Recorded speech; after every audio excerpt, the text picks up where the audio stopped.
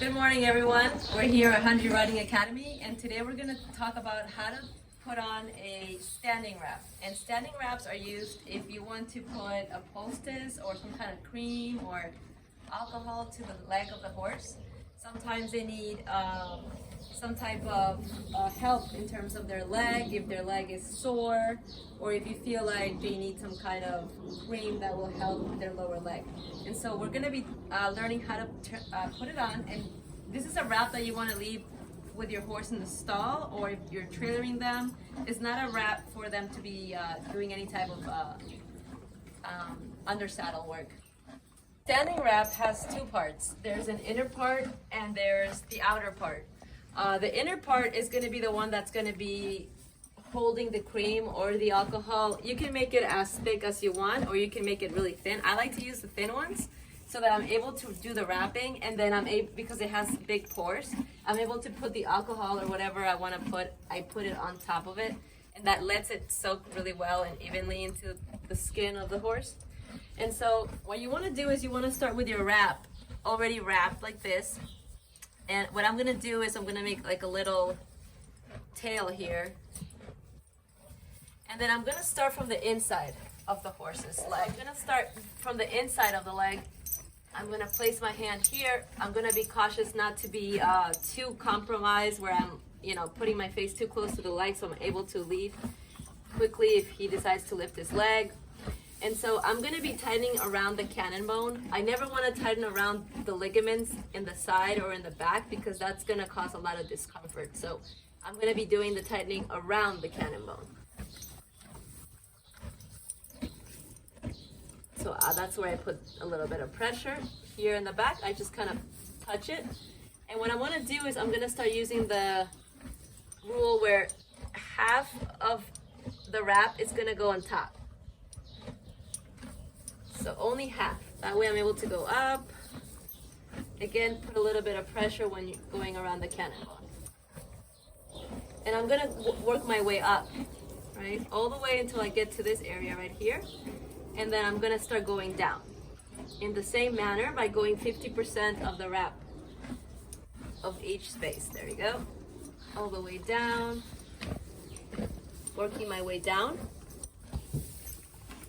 I want to be able to cover the entire thing all the way down here.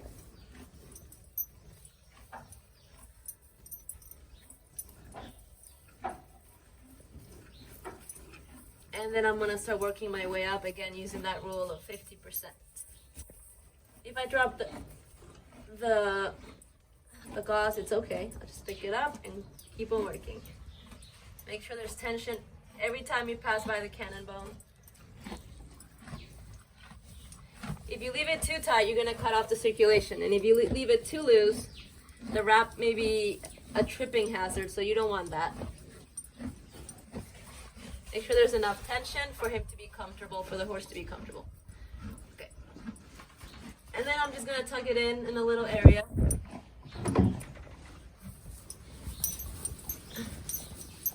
Some of the wraps that are disposable are really easy and they just kind of stick on the horse.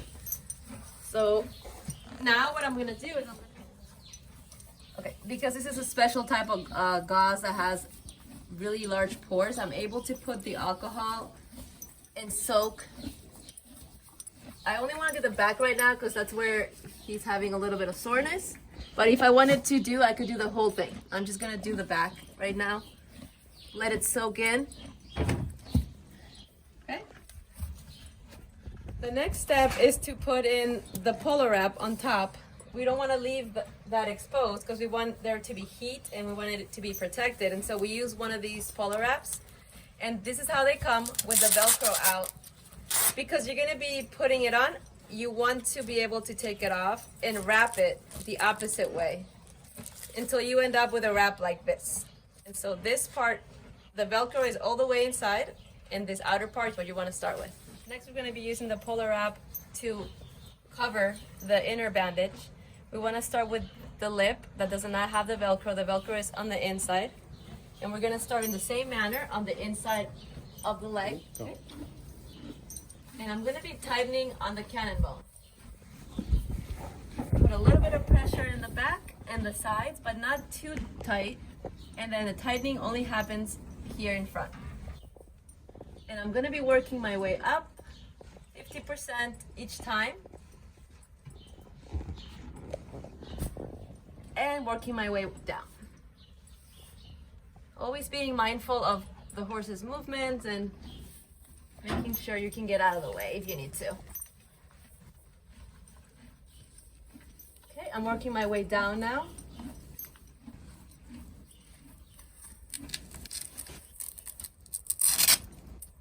Putting a little bit of pressure there. And this is basically what's gonna look like. And this is a wrap that you wanna leave only in the stall. You don't wanna turn out your horses in these wraps because it could really create more damage than what you're actually trying to help. And so this is only for when they're supervised in a trailer or in a stall. Once you feel like the cream has worked its magic and everything, you can release the horse, but you want to take these off. The next type of wrap we're going to talk about is called a polo wrap, and this is a wrap that you want to use when the horse is being exercised under saddle, when you're going to go out in the trail or you're going to be in the arena doing exercise. This protects their legs, it gives them support, and so you want to be able to know how to do the polo wrap. And it's very similar to the wrap that we did in the other video, where you start with the lip out and the Velcro will be on the inside. On the inside of the leg near the in the cannon bone in the middle, and then you're going to be putting tension on the cannon bone, not on the tendons or on the sides. You want to make sure that because the horse is going to be exercised, that they have full range of motion and you're not pinching their tendons or putting too much unwanted pressure. I'm going to be going up and then I'm going to be going down, working my way down using the same principle where I have half of the wrap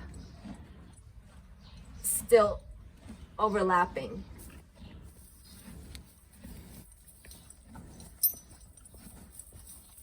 I want to go all the way down